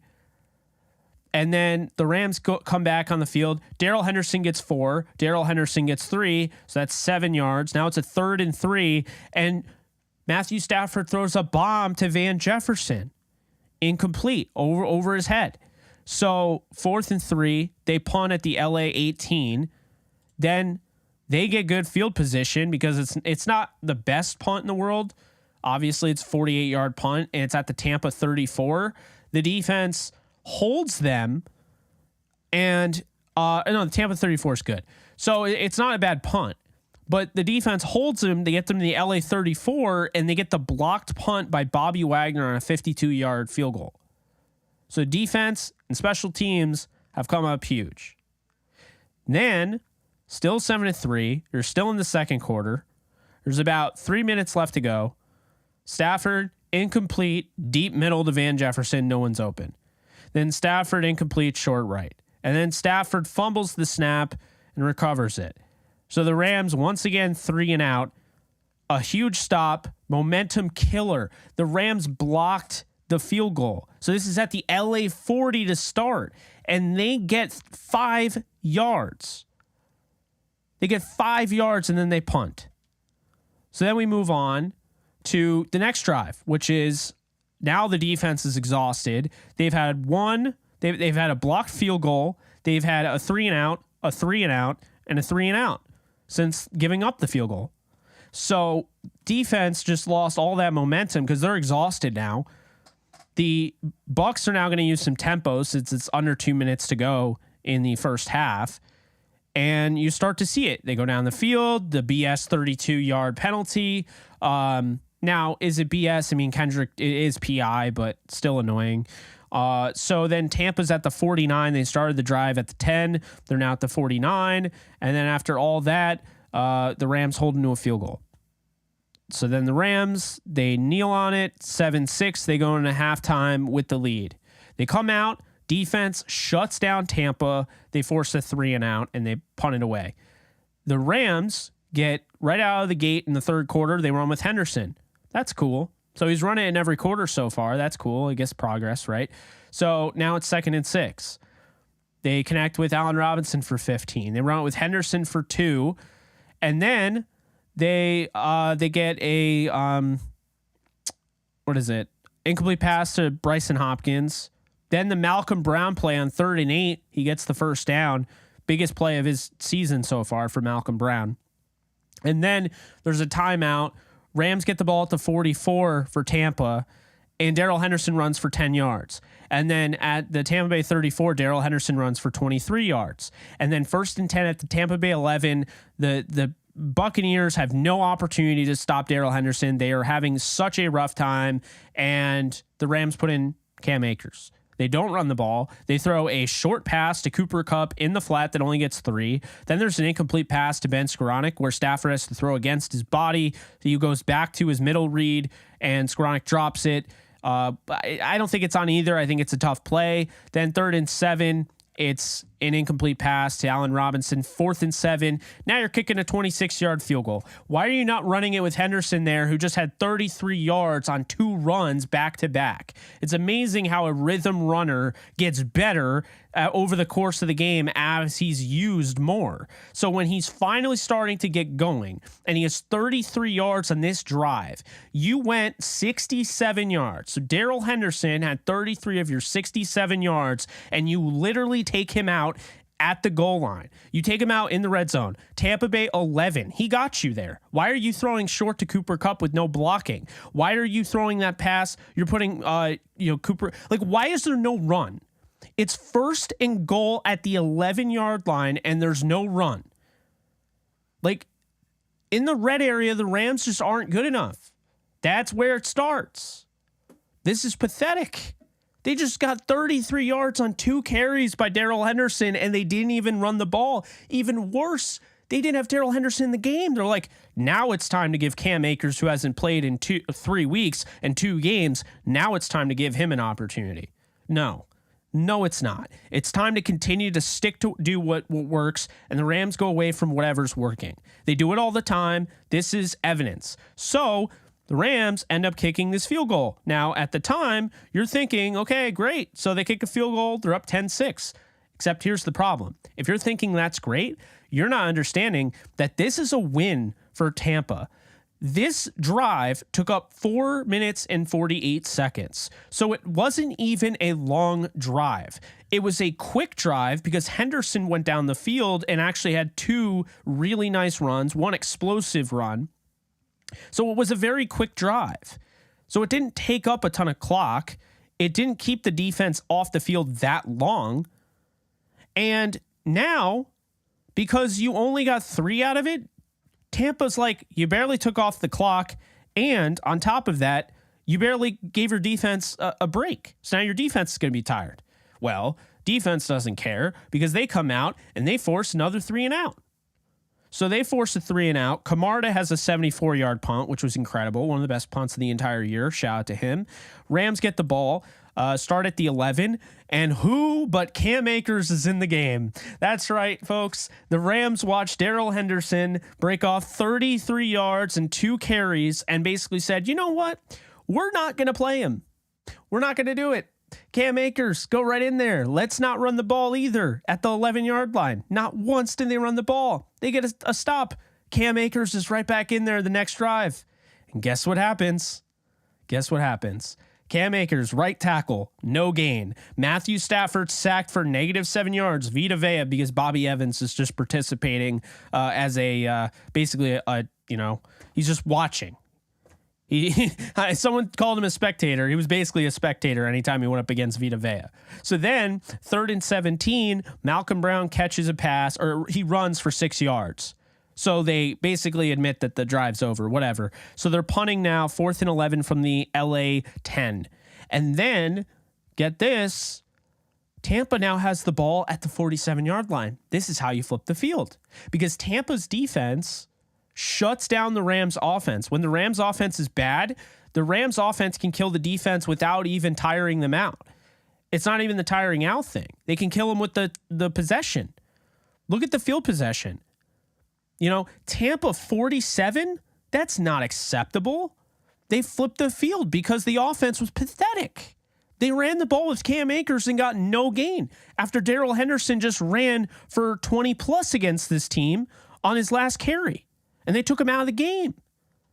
So they punt on that drive. Tampa gets at the 47. Pass to Keefe goes for 6 yards. And then they get 2 yards for Fournette, and then a 3rd and 2, and a pass incomplete to Chris Godwin, Troy Hill on the coverage. Rams get the stop, and then Brady gets sacked by Aaron Donald on 4th and 2. The Rams get a turnover on downs, despite the fact the offense is pedestrian. So 4th and 2 at the LA 45. Buccaneers get nothing out of it. The defense, despite the fact that they were put right back on the field after doing their job, didn't get tired out. They didn't get exhausted. They just stepped up and played good football, and they shut down the Tampa Bay Buccaneers. Then the next drive, Darrell Henderson comes out. He runs for 3. Matthew Stafford throws 34 yards to Cooper Kupp, and now they're at the Tampa Bay 10.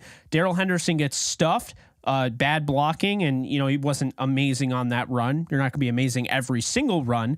Matthew Stafford sacked by Nunez Roches. Once again, Bobby Evans, his 3rd sack of the game he allowed. Matthew Stafford hands it off to Malcolm Brown on 3rd and goal and gets 3 yards, and now you're kicking a field goal, Tampa Bay 16. So for whatever reason, they are now kicking another field goal in the red zone. 35-yard field goal is good. Once again, it's a win for Tampa because the Rams started this drive at the Tampa 47 because of the turnover on downs. Not acceptable. Then the next drive. Okay, Tampa, they go 6 plays for 9 yards. Once again, Raheem Morris's defense comes through. So 13-6 is your lead. Defense comes through. Camarda hits the end zone. It's a touchback. Darrell Henderson comes out. He runs for 1 yard. Matthew Stafford, short right, Cooper Kupp, -2 yards. Pass incomplete, deep right, Van Jefferson had no chance of getting that. On 3rd and 11, you're going for a deep bomb down the field. No idea what you're doing. 4th and 11, then you have a punt. Riley Dixon, not a bad punt either, 52 yards. There's a decent return, 9 yards. Tampa's at the 38. Brady throws a 2-yard pass, a 10-yard pass, a 7-yard pass, -1, 7, pass incomplete. So they convert a 3rd, and then they get to 3rd and 20. They play back a little bit.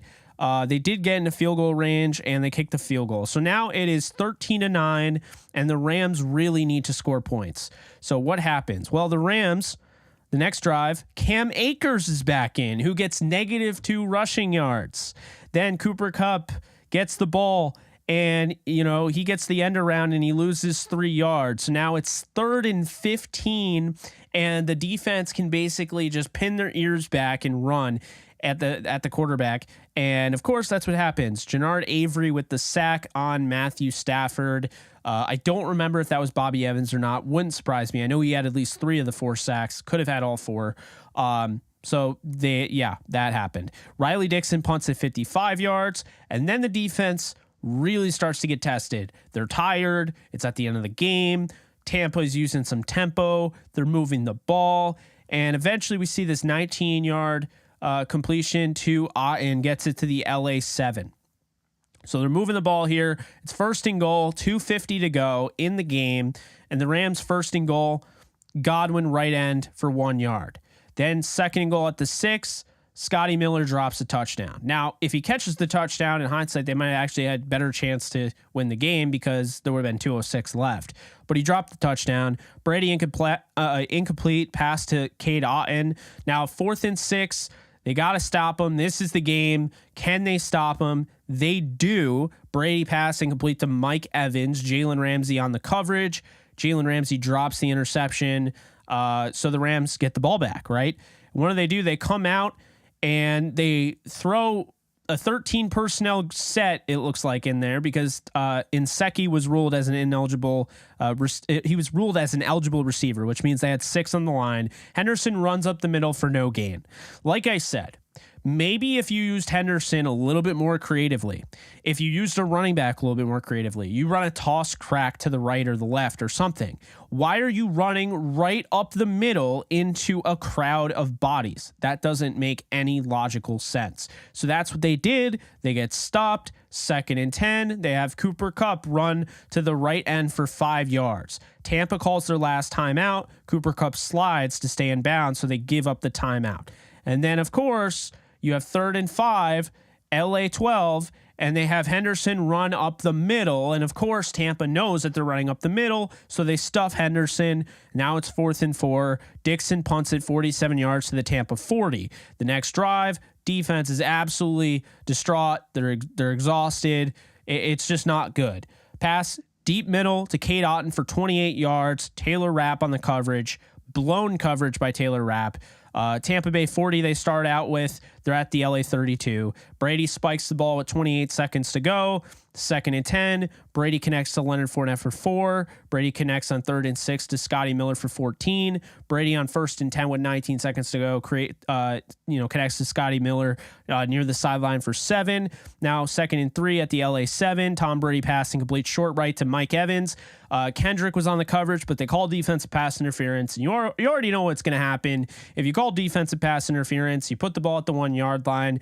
Most often the case, you're going to end up giving a touchdown right to the other team. And that's what happened. Cade Otton on 1st and goal at the LA 1. Had to have it. A sack ends the game. Cade Otton pass touchdown from Tom Brady. And the Bucs win the game because, the Rams tried their best on the laterals and everything. But at the end of the day, they weren't going to get that. So that is the game. That is how it ended. And you can say, okay, maybe if Henderson got more yards. But my point is, they just need a first down. Why not run some play action? Why not? You just need 1 first down. Okay, I understand you're trying to, really, rule out the clock and everything. But, man, you just need 1 first down. You got to be able to trust. If you can't have Matthew Stafford throw for 11 yards to win a football game, then you've got some issues. And right now the Rams don't trust their offense enough to literally pick up a first down and win a game. That's where we're at. Their offense is not trusted.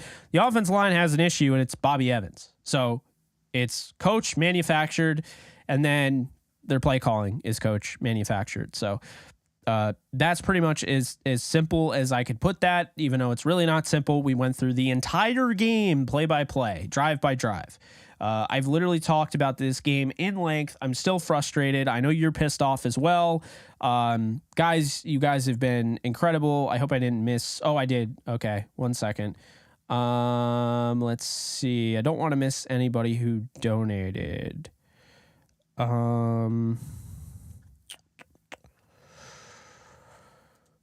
Big fan of yours, Jake. I'll always love the Rams, but bro, what are we doing? We did this core win the bowl last year.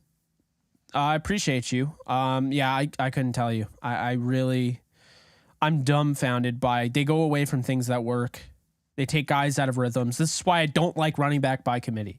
Henderson has 2 runs for 33 yards. They take him out for 3 drives or whatever, 2 drives. And he comes back in, and it's just, I don't like it. I really don't.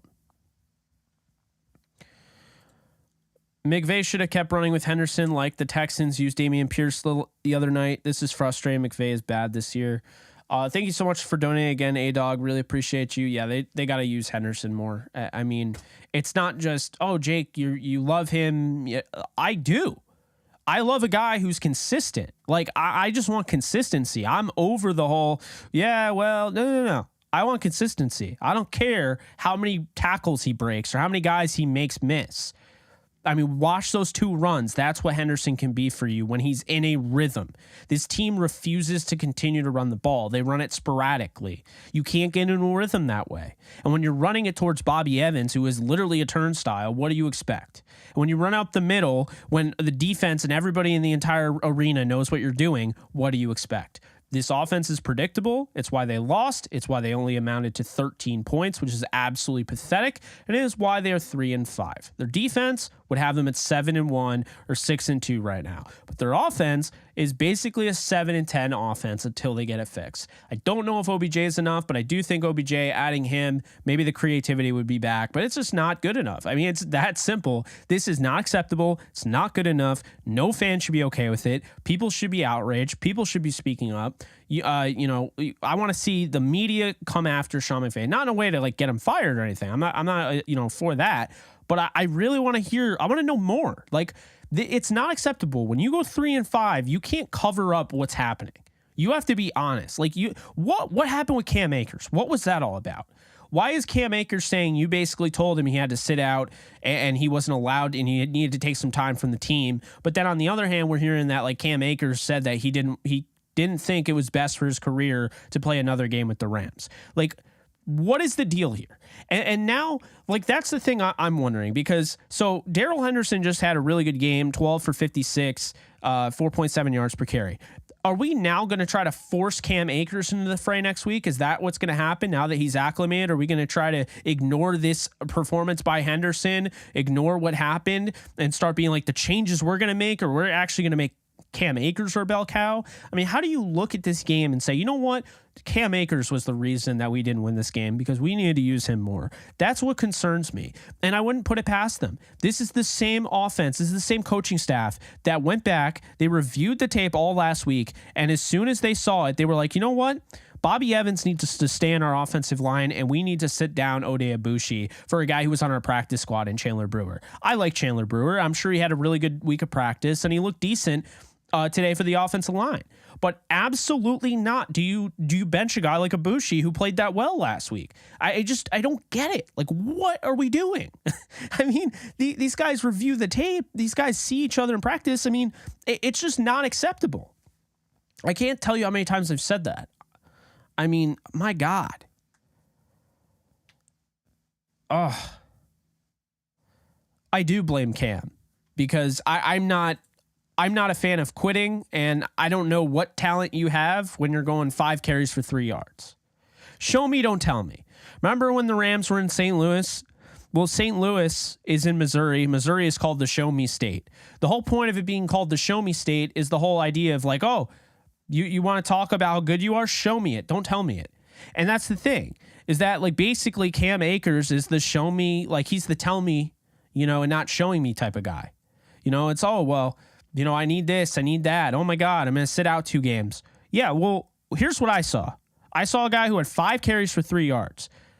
He had 5 carries. He had 7 fewer carries than Darrell Henderson when Darrell Henderson had 56 of the 68 total yards. Darrell Henderson, every yard except for 12 yards that was accumulated by this team today on the rushing side. That's just not like, it's not him. So like when I see people still saying like, oh, well, maybe we should get Cam more involved. Why should we get Cam more involved? As soon as Cam took over after those 2 runs for 33 yards from Henderson, that team sputtered. Why is Henderson ever not being on the field? This is why when they get Kyren Williams back, it needs to be the Kyren Williams and Darrell Henderson show. That's it. That's simple. Oh, well, he might not come back next year. I don't care. I'm trying to win football games in 2022. You know who wasn't going to come back the next year? Gerald Everett. I bring this up all the time. 2020, Gerald Everett was not coming back. They weren't going to re-sign him. They liked Tyler Higbee. They liked Bryson Hopkins. They were never going to bring back Gerald Everett. But do you know what Gerald Everett did? He gave him a chance to win football games. He's a guy that helped them based on what they were going to do towards the end of that season. He started coming on, and they were like, you know what? Even though we're probably not going to bring him back, he gives us the best chance to win football games playing him. So why would we not do that? I don't know.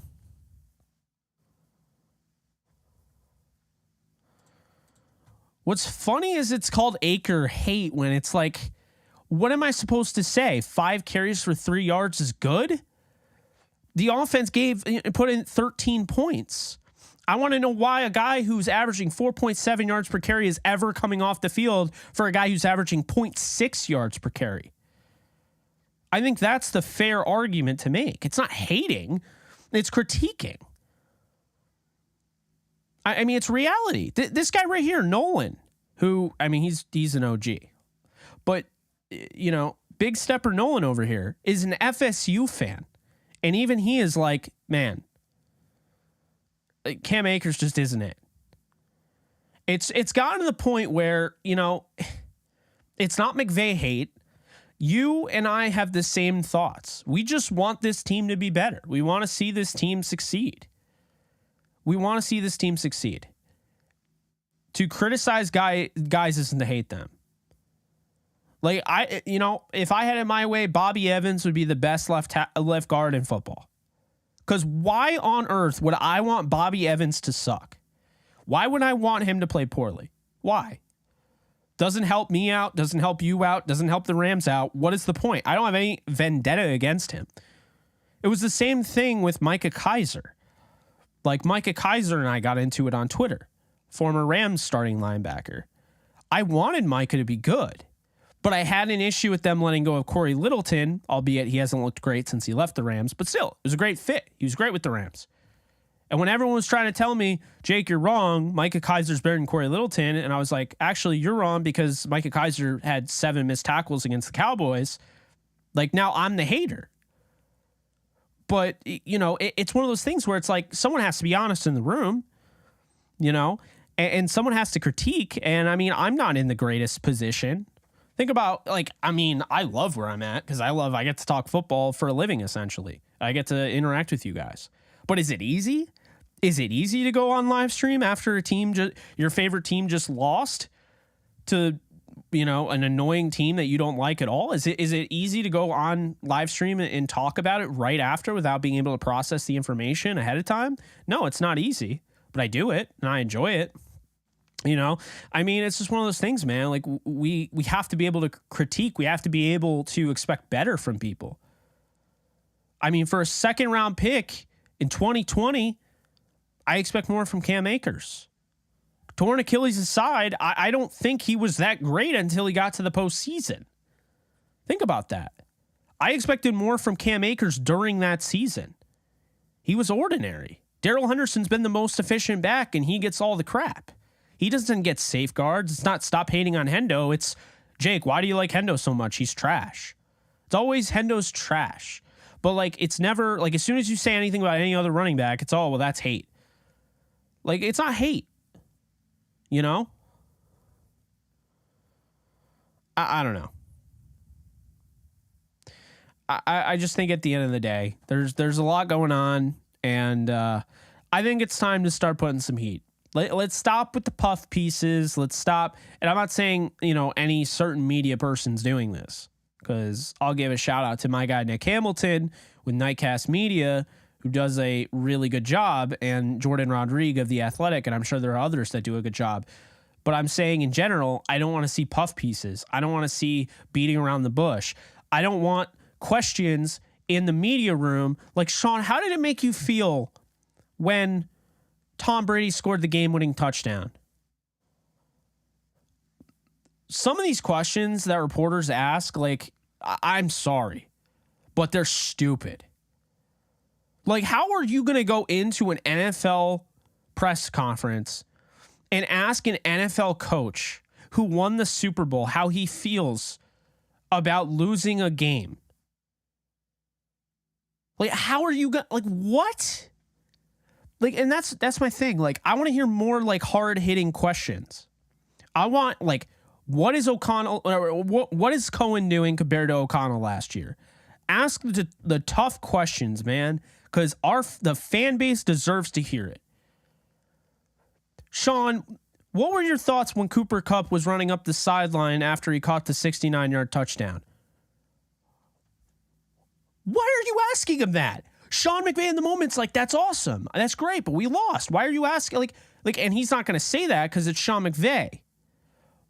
But, oh my God, push Sean McVay, man. Push these coaches. Push. Start asking the tough questions. We need to know. How did this team that won a Super Bowl last year, that had one bad month, how did this team go from Super Bowl to 3-5 overnight? How did that happen? You have to figure that out. If you're a reporter, you have to ask those questions. You can't be asking how Sean McVay felt about scoring a touchdown. You can't ask Sean McVay how he felt about losing.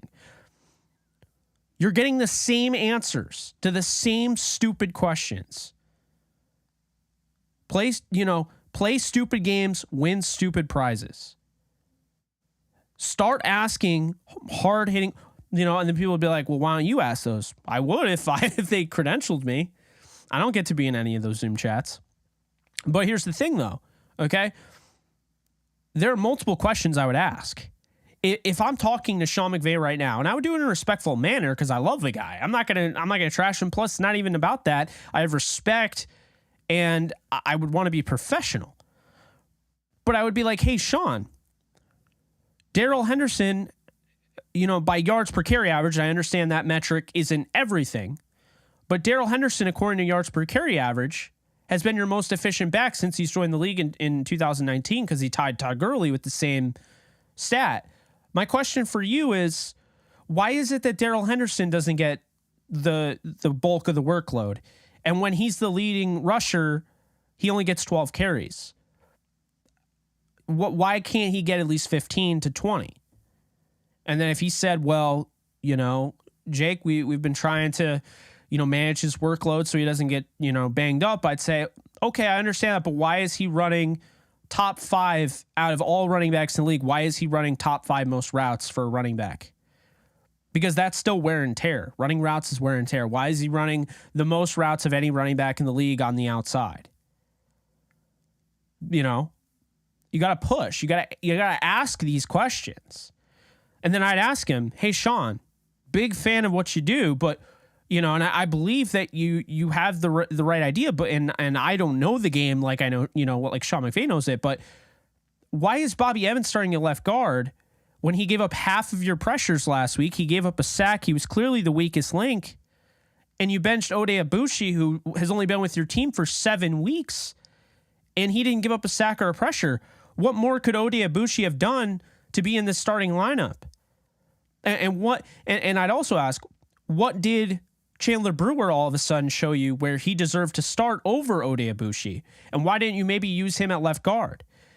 And then I'd ask, hey, Sean, regardless of how it started, why didn't you decide to switch to, away from Bobby Evans and put a new guy at left guard after Bobby Evans gave up 3 sacks, the only 3 sacks of the game at that point? He was clearly the weak link. And then if he said something about continuity, I would push back and be like, hey, Sean, but if there's continuity, then why did you take out Abushi? It would have been the first time all year that you had the same exact offensive line 2 weeks in a row, which I would have understood, but you didn't go that route. So I'd want to know, I'd ask him about Darrell Henderson. I'd ask him about the offensive line. I'd ask him, why Tutu Atwell was inactive, why a second-round pick in 2021 is being used very sparingly after he had like a 60-yard bomb that he caught against Dallas. We haven't really seen much of him since. I would ask him why Kendall Blanton is inactive, despite the fact Higbee's been banged up in the last couple weeks. We've seen him leave games and come back in. And I would ask him why or what they had envisioned with Allen Robinson, because I think this is a legit question. After you lost, in my opinion, Von Miller, you can say what you will, but that's a lot of money that you just gained. You could have gone out and gone for another guy. Why didn't you go out and get another pass rusher? Why did you get a receiver? Why didn't you get another offensive lineman? What made you think that Allen Robinson was an upgrade over Robert Woods? I'm not saying he's not, but I would be curious. Like, why aren't you using Allen Robinson? Why, like, 3 receptions for 24 yards? What's the deal there? Why is it that Ben Skoranek was used a ton early on in the year and now he's not used? Why did we not see one snap where Ben Skoranek was at fullback? Why are we not seeing any more toss crack plays when Darrell Henderson was having success with those early on in the season? Why are you not trying to get the first down at the end of the game using your arm when you have Matthew Stafford, who's one of the best quarterbacks in football, who hasn't had a turnover at that point in the game?